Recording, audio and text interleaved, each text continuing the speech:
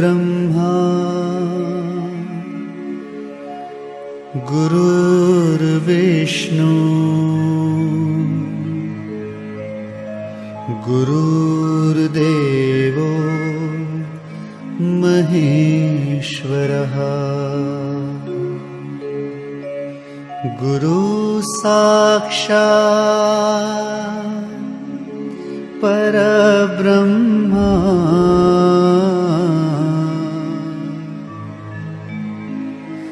तस्मै श्री गुरुवे नमः।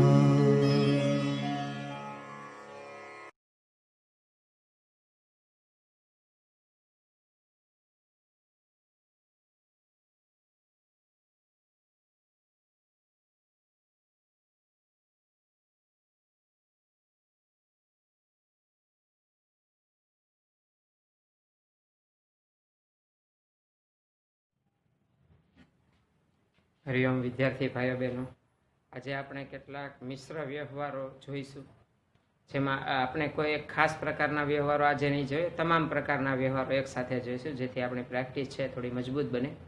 તો ચાલો આપણે શરૂઆત કરી દઈએ. સૌથી પહેલો વ્યવહાર છે ₹18,000ના માલનો રાકેશને ઓર્ડર આપ્યો. શું આ વ્યવહારની બેવડી અસર કરવી પડે? ના, ન કરવી પડે. કારણ શું છે? અહીંયા માલનો ઓર્ડર આપ્યો છે, હજી આપણને માલ મળી ગયો નથી.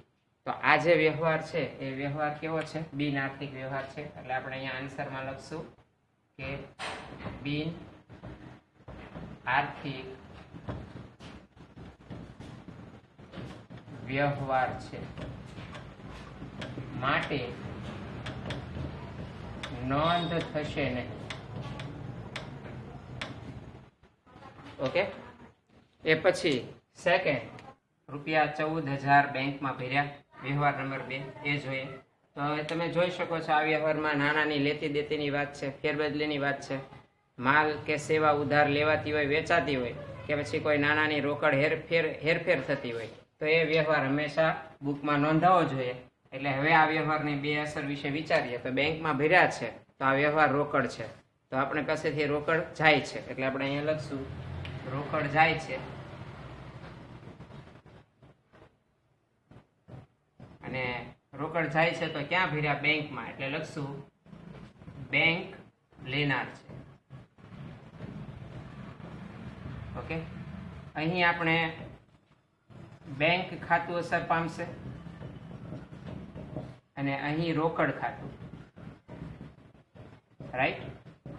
બેંક ખાતું છે એ આપણે લેનાર આપનારની વાત કરી છે, એટલે અહીંયા લખશું વ્યક્તિ પ્રકારનું ખાતું. ખાતાનો પ્રકાર વ્યક્તિ, અને અહીં ખાતાનો પ્રકાર માલ મિલકત. ચાલો હવે આપણે વ્યક્તિ પ્રકારના ખાતાનો નિયમ યાદ કરીએ. તો ધંધા માટે સામેવાળી વ્યક્તિ જો લાભ લેનાર હોય તો એમનું ખાતું ઉધાર થશે, અને લાભ આપનાર હોય તો તેનું ખાતું જમા થશે. તો અત્યારે બેંક લેનાર છે, આપણે બેંકને નાણાં આપ્યા છે, એટલે બેંક જે છે એ લાભ લેનાર ગણાય. એટલે અહીંયા લખશું બેંક ખાતે ઉધાર. ઓકે, એ પછી રોકડ જાય છે, માલ મિલકતનો નિયમ લગાડો. માલ કે મિલકત ધંધામાં આવે તો ઉધાર, જાય તો જમા. તો અહીંયા લખેલું છે જાય છે, માટે સંબંધિત ખાતું જમા થશે, એટલે લખશું રોકડ ખાતે જમા. નેક્સ્ટ ટ્રાન્ઝેક્શન, બેંકે આપણા ખાતામાં ₹350 કમિશનના ઉધારાની જાણ કરી. જો બેંક અમુક વ્યવહાર છે ને એ કરી નાખે છે ને પછી આપણને પાસબુક દ્વારા કે પછી મેસેજ દ્વારા જાણ થાય છે, જેમ કે કમિશન ઉધારવું. ઓકે, કોઈ બેંક ચાર્જીસ ઉધારવા, તો બેંક ચાર્જીસ અને બેંક કમિશનથી થાય શું? આપણી જે શિલ્લક હોય ને એમાં ઘટાડો આવે. ઓકે, એક તો શિલ્લક ઘટે છે, બીજું કે આ જે બેંક ચાર્જીસ ને બેંક કમિશન એ શું છે?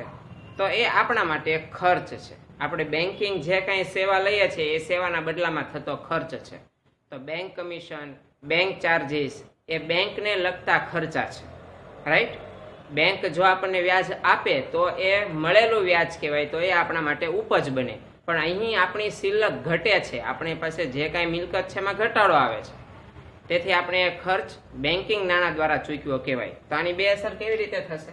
સૌથી પહેલા તો અહીં લખશું બેંક કમિશનનો ખર્ચ થાય છે.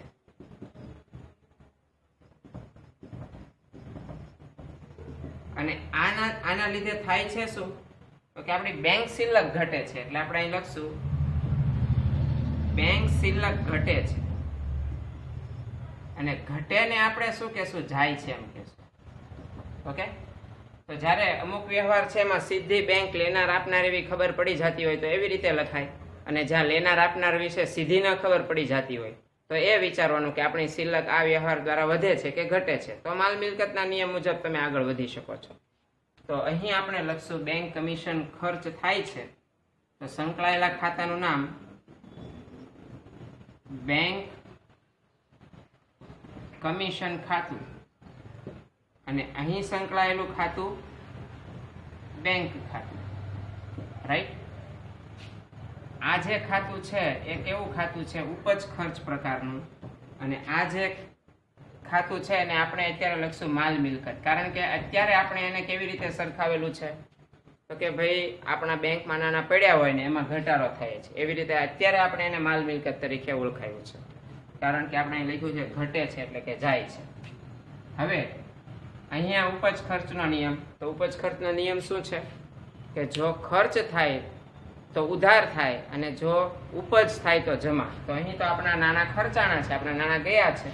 ઓકે, તો બેંક કમિશન આપણા માટે ખર્ચો છે, આપણને કમિશન મળ્યું નથી, આપણે કમિશન ચૂકવ્યું છે. એટલે અહીં લખશું બેંક કમિશન ખાતે ઉધાર.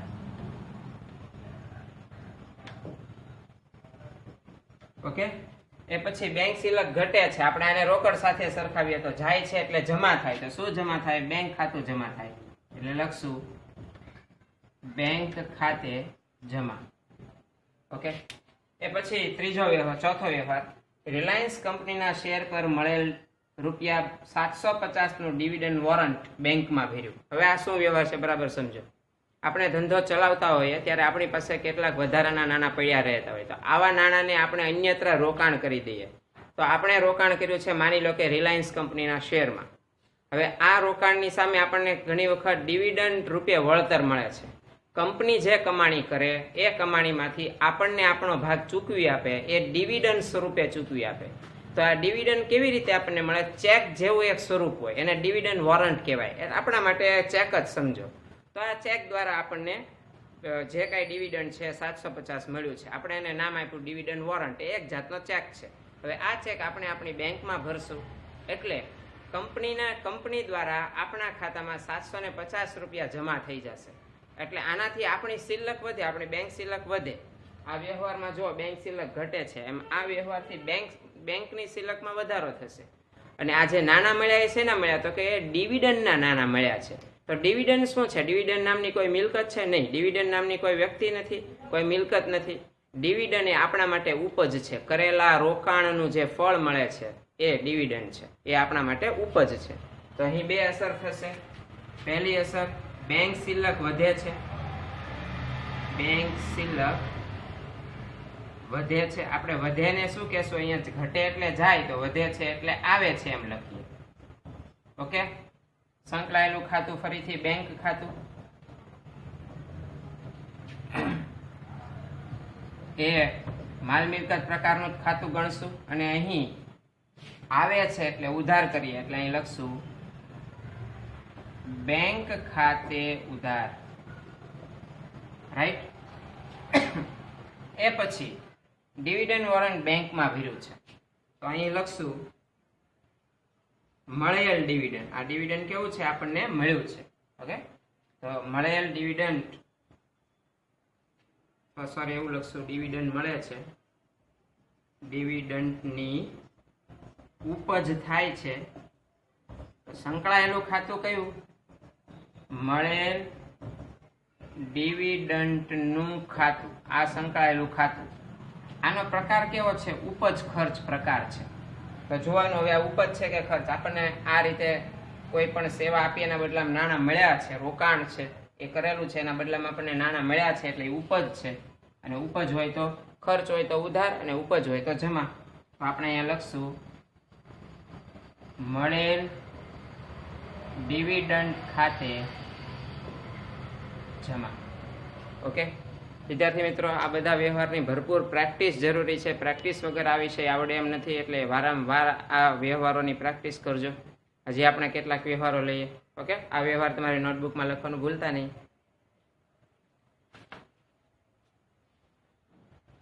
ચાલો હજી કેટલાક અન્ય વ્યવહારો લઈએ. પહેલો વ્યવહાર છે એટલે કે આમ પાંચમો, ₹8,000નું ફર્નિચર અજંતા ફર્નિચરમાંથી ખરીદ્યું. આ વ્યવહાર શું માલિક સાથેનો વ્યવહાર છે? નહીં. આમાં ખરીદી વેચાણની વાત હોય એટલે માલિકની વાત ન હોય, તો ત્રાહિત અન્ય પક્ષ સાથેનો આ વ્યવહાર છે. હવે આ વ્યવહારમાં જોશું કે આ વ્યવહાર રોકડ છે કે શાખનો. તો તમે જોઈ શકો છો અહીંયા અજંતા ફર્નિચર એ દુકાનનું નામ છે. તો જ્યારે કોઈ દુકાનનું કે વ્યક્તિનું નામ આપેલું હોય ત્યારે મોટા ભાગે જે વ્યવહાર છે શાખનો હોય, પરંતુ સાથે સાથે એ પણ જોવાનું કે શું આમાં આમ આગળ એવું લખ્યું તો નથી ને કે પૂરા નાણાં રોકડેથી ચૂકવ્યા કે પૂરી રકમનો ચેક આપ્યો, એવું શું કંઈ લખ્યું છે? એવું કંઈ નથી લખ્યું. એટલે આપેલો વ્યવહાર એ શાખનો વ્યવહાર છે. તો ચાલો હવે આપણે આની બે અસર જોઈએ. તો સૌથી પહેલા વ્યક્તિની વાત આવે છે અહીં.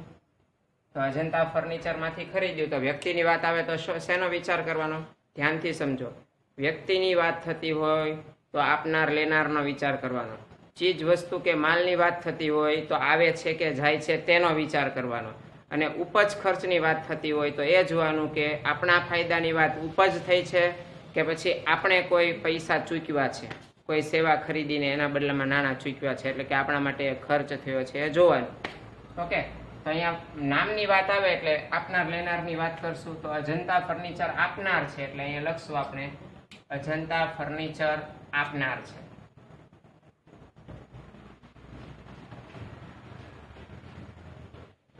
અજંતા, આમ તો અજંતા નહીં હોય પણ અજંતા હશે, પણ અજંતા લખીએ. ચાલો, અજંતા ફર્નિચર આ દુકાનનું નામ છે એટલે વ્યક્તિ થયા, એટલે અહીંયા લખશું આપનાર છે. અહીંયા ખાતાનો કયું ખાતું ખુલશે? અજંતા ફર્નિચર ખાતે અસર, રાઈટ ને? એ પછી આ પ્રકાર લખીએ તો વ્યક્તિ. વ્યક્તિનો પ્રકાર હોય તો શું નિયમ લાગુ પડે? જમા ઉધારનો. લેનાર તો ઉધાર, આપનાર તો જમા. અહીંયા આપનાર છે એટલે જમા થશે, એટલે અહીં લખશું અજંતા ફર્નિચર ખાતે જમા. ઓકે, ચાલો હવે આપનાર છે તો શું આપ્યું? ફર્નિચર આપ્યું. ફર્નિચર એ માલ નથી ગણાતો. માલ ખરીદ્યો હોય ને તો લખશું માલ ખરીદ્યો છે. ખરીદ ખાતે અસર. માલ નથી ખરીદ્યો. અહીંયા માલ સિવાયની અન્ય કોઈ પણ વસ્તુ ખરીદી હોય તો જે વસ્તુ ખરીદી હોય એનું ખાતું ઓપન થશે, એટલે અહીંયા લખશું આપણે ફર્નિચર આવે છે.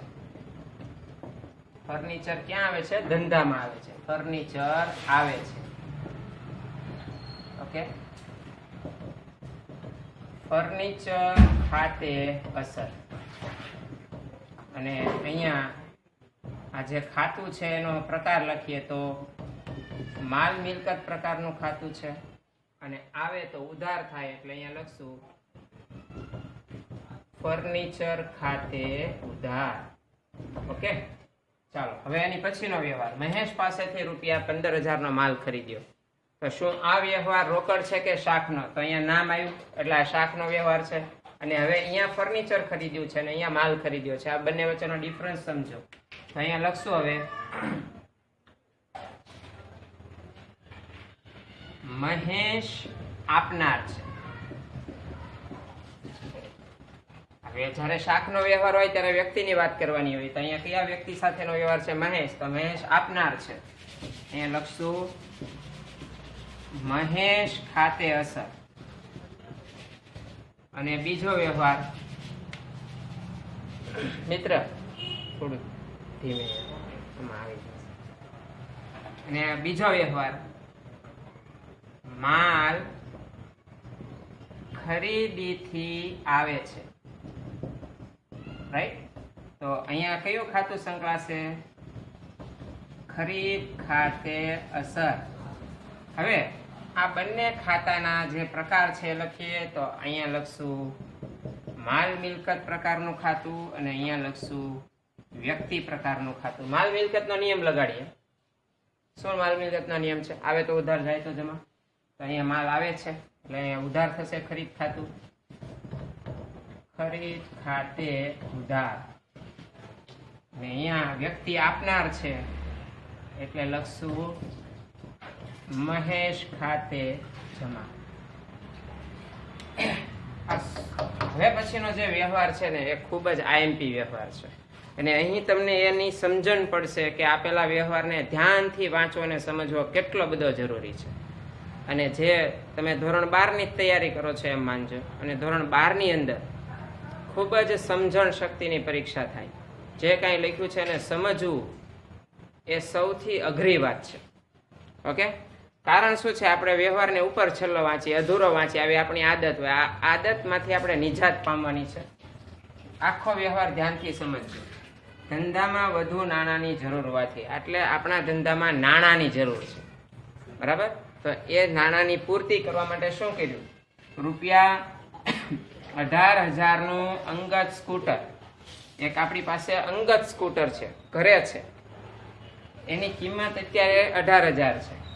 ₹16,000 વેચી, એટલે 18,000 ની કિંમત હતી, પણ વેચવા ગયા તો 18,000 નો આવ્યા. કેટલા હજાર રૂપિયા આવ્યા? 16,000. વેચી અને ₹14,000 ધંધામાં લાવ્યા. વિચારો હવે આમાં, વિચારો તમે બરાબર કે આમાં કઈ નોંધ કરવી? શું 18,000 ની નોંધ કરશું, 16,000 ની નોંધ કરશું, આ સ્કૂટર વેચવાની નોંધ કરશું, કે આ ધંધામાં લાવ્યા એની નોંધ કરશું? બરાબર વિચારો. તો હવે ધ્યાનથી સમજો. આ જે સ્કૂટર છે ને એ અંગત સ્કૂટર છે. એ 18,000 નું અંગત સ્કૂટર 16,000 માં વેચી દીધું ને, એ માલિકની પોતાના ઘરની વાત થઈ ગઈ. આ દુકાનનો વ્યવહાર જ નથી. આટલો વ્યવહાર એ દુકાનનો વ્યવહાર છે જ નહીં. તો માલિકે દુકાન સાથે, ધંધા સાથે કયો વ્યવહાર કર્યો એ વિચારો. તો ધંધામાં તો એને માત્ર 14,000 જ ધંધામાં લાવ્યા. તો આપણા માટે આટલું જ કામનું છે. ધંધામાં વધુ નાણાંની જરૂર હોવાથી ₹14,000 ધંધામાં લાવ્યા. આ બધું જ કન્ફ્યુઝન ક્રિએટ કરવા માટે હોય, રાઈટ? એટલે ખાસ ધ્યાન આપજો. આ જે વ્યવહારમાં આટલો ભાગ છે એ ધ્યાનથી વાંચો તો ખબર પડે કે આ અંગત સ્કૂટર છે. અંગત સ્કૂટર વેચી દીધું, 18,000 નું હતું, 16,000 માં. આ દુકાનનું સ્કૂટર નથી, નહીં તો આની નોંધ કરવી પડે. અને તમે એમ પણ કહેશો, સર જો આ દુકાનનું સ્કૂટર હોય તો આવી જ્યારે કોઈ વ્યવહાર બને તો એની નોંધ શું થાય? તો એ ઘણું બધું શીખવાનું છે. ઓકે, અત્યારે આપણે પહેલા દરેક વ્યવહારને ઓળખતા બરાબર શીખી જાય ને પછી આ વાઘરા વ્યવહાર શીખવાના છે.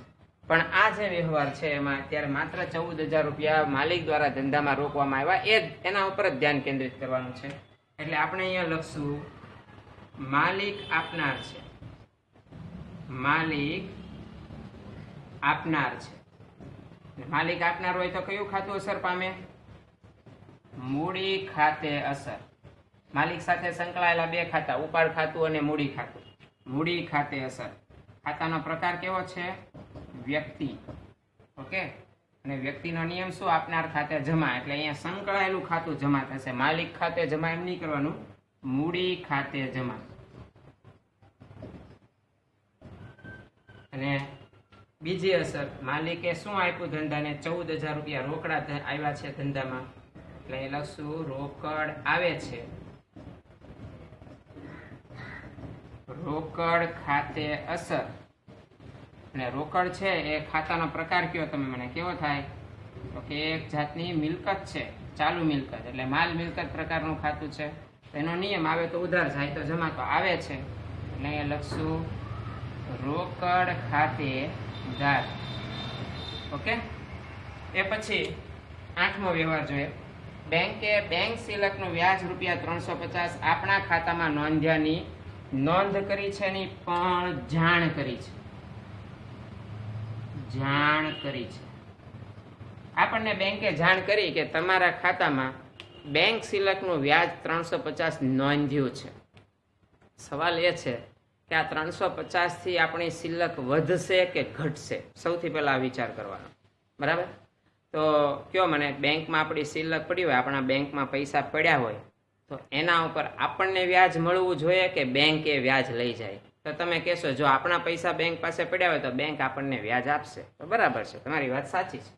અહીંયા બેંકે બેંક શિલ્લકનું વ્યાજ 350 આપણા ખાતામાં નોંધ્યું.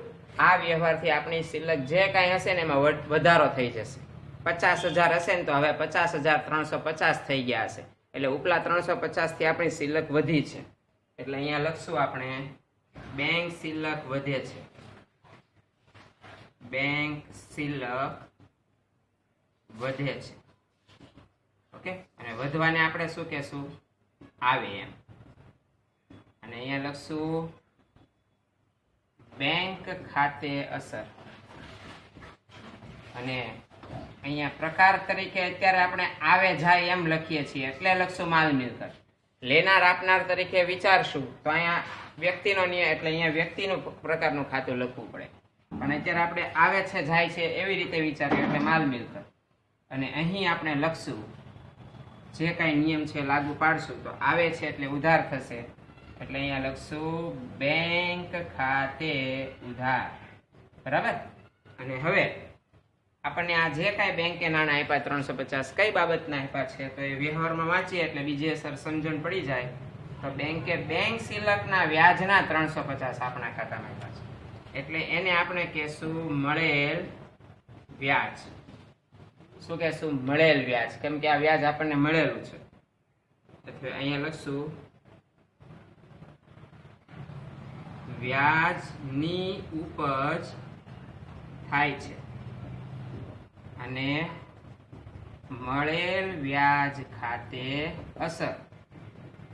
અને આ જે છે એ પ્રકાર છે ઉપજ ખર્ચનો. અહીં લખશું મળેલ વ્યાજ ખાતે. બોલો શું આવશે? ઉપજ થાય તો જમા થાય, ખર્ચ થાય તો ઉધાર થાય. મળેલ વ્યાજ ખાતે જમા. રાઈટ. તો હજી પણ ચારેક વ્યવહાર લેવાની ઈચ્છા તો છે. બરાબર. વ્યવસ્થિત તમે આ તમારું જે કાંઈ છે કામકાજ એ કરો. નોટબુકમાં સરસ રીતે ઉતારી નાખો. ઓકે, ચાલો.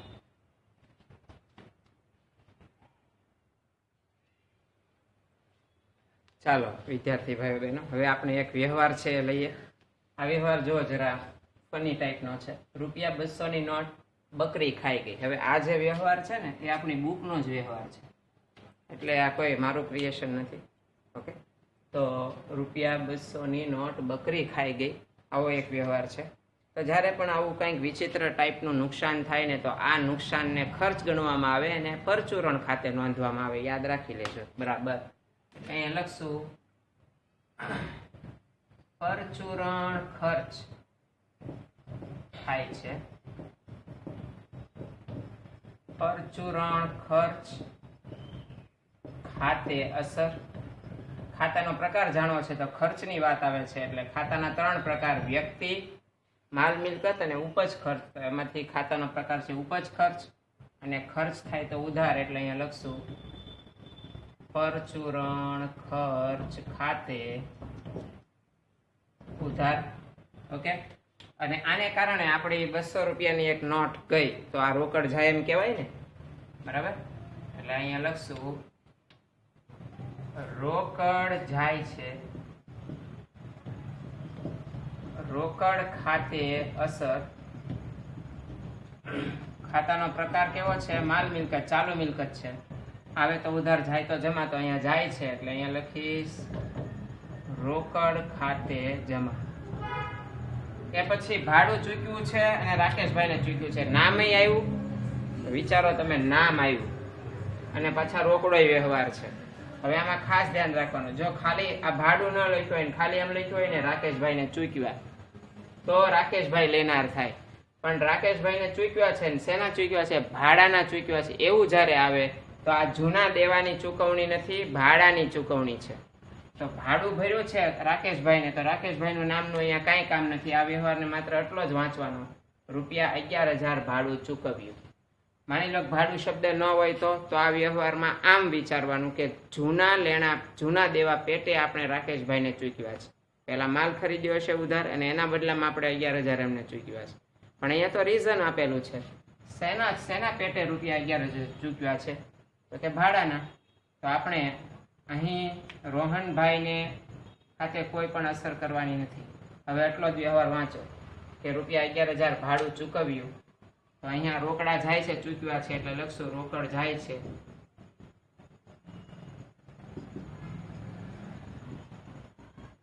રોકડ ખાતે અસર, અને રોકડ ખાતું જે છે એનો પ્રકાર છે માલ મિલકત.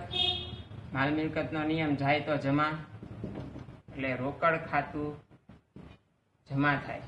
ઓકે, અને અહીં લખશું આપણે રોહનભાઈનું તો વાત જ નહીં આવે. અહીંયા ભાડા ખર્ચ, ભાડું આપણે ચૂક્યું છે એટલે લખશું ભાડાની ઉપજ થઈ. ભાડું મળ્યું કે ચૂક્યું? ચૂક્યું હોય તો ખર્ચ કહેવાય. ભાડા ખર્ચ થાય છે. ભાડા ખાતે કે ચૂકવેલ ભાડા ખાતે અસર, અને આ પ્રકાર છે ઉપજ ખર્ચનો એટલે અહીંયા લખશું ભાડા ખાતે ઉધાર. ઓકે, એ પછીનો વ્યવહાર, વિવેક પાસેથી ₹18,000 નો ચેક મળ્યો જે બેંકમાં ભર્યો. જો આમાં વિવેકે શા માટે આપણને નાણાં આપ્યા છે ને એ નથી લખ્યું. ભાડાના, કમિશનના, દલાલીના, વ્યાજના કંઈ નથી લખ્યું. તો એવું માનવાનું કે વિવેકે ચૂકવ્યા છે તો એનું કોઈક રીઝન હશે કે વિવેકને ભૂતકાળમાં આપણે ઉધાર માલ વેચ્યો હશે તો કંઈક નાણાં બાકી હશે, એ પેટે એમણે ચૂકવ્યું એવું માનવાનું. તો અહીં વિવેક આપનાર છે એટલે આપણે પહેલું તો નામ આવ્યું છે, અને આ પાછો વ્યવહાર રોકડો, ચેક મળ્યો છે વ્યવહાર રોકડો છે, અને નામ આવ્યું છે એટલે વ્યક્તિ સાથેનો રોકડ વ્યવહાર છે. તો વ્યક્તિની વાત તો આમાં છે જ, આમાં કઈ ખરીદી વેચાણનો તો વ્યવહાર નથી. બરાબર, તો અહીંયા લખશું વ્યક્તિ જે છે વિવેક એ શું છે? આપનાર છે કે લેનાર? તો વિવેક આપનાર છે. વિવેક ખાતે અસર, એ ખાતાનો પ્રકાર છે વ્યક્તિ, વ્યક્તિ પ્રકારનું ખાતું છે ને આપનાર છે એટલે વિવેક ખાતે એટલી રકમ જમા કરશું. ઓકે, વિવેકભાઈ જ્યારે આ ચેક લઈને આપણી પાસે આવ્યા ને ત્યારે એને એમ જ કીધું હોય કેટલા રૂપિયા? 18,000. લ્યો 18,000 રૂપિયાનો ચેક મારા ખાતે જમા કરી નાખજો. સમજાણું? શું કહેશે એ? મારા ખાતે જમા કરી નાખજો. એટલે એમનું ખાતું ખોલવાનું, એમાં 2 વિભાગ હશે, ઉધાર અને જમા. ત્યાં જમા સાઈડ આપણે 18,000 રૂપિયા લખી નાખવાના છે. ઓકે, એટલે આપણે વિવેકભાઈ ખાતે આપનાર છે એટલે જમા કરશું, એટલે લખશું વિવેક ખાતે જમા. ઓકે, ચાલો. અને હવે વિવેકે આપણને આપ્યું છે, શું આપ્યું? ચેક આપ્યું છે. એટલે ચેક આપણે બેંકમાં ભરીએ. કોઈક જો ચેકની વાત આવી રીતે હોય, કાં તો આપણે કોઈને ચેક લખી દઈએ.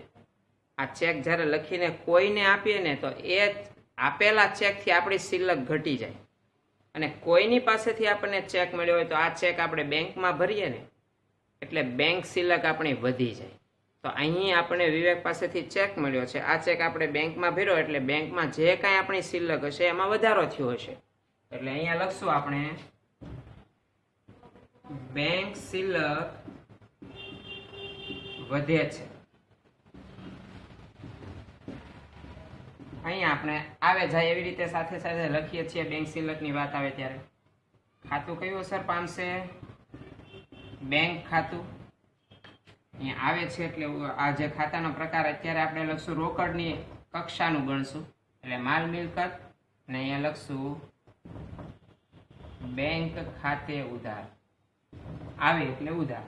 ઓકે, રોકડા આવ્યા બેંકમાં આવ્યા એમ માનવાનું.